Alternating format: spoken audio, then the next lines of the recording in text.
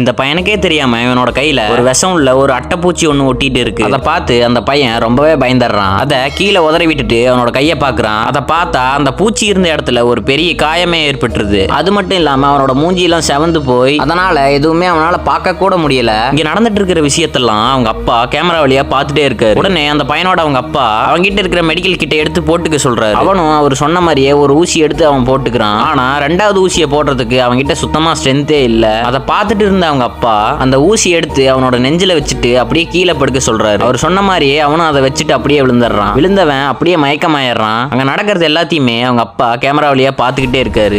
Time ஆக அந்த இடமே ஃபுல்லா ஜில்லுன்னு ஆயிருது. அப்புறம் கொஞ்ச நேரம் கழிச்சு அந்த பையன் கண்ணு முழிச்சிடறான். எந்திரிச்சு அவங்க அப்பா சொல்றதை கேட்டுக்கிட்டே தொடர்ந்து முன்னேறான். போற வழியில பார்த்தா நிறைய குரங்குங்க செத்து கிடக்குதுங்க. அதனால அவன் அந்த வழியில போகாம வேற வழியில போக ஆரம்பிக்கிறான். ஆனா அவன் போன வழியில தொடர்ந்து போகிறதுக்கான வழியே இல்ல. ஒரு மலையோட எண்டு தான் இருக்குது. அது மேல நின்னுகிட்டு அவன் இருக்கிற இடத்துல ஆக்சிஜனுக்காக போடக்கூடிய அந்த மருந்து எடுத்து பாக்குறான். பார்த்தா அது நிறைய உடஞ்சு போய் கிடக்குது. அவன் அதுல இருந்து ஒண்ணு மட்டும் எடுத்து குடிச்சிட்டு அப்படியே அந்த இடத்துல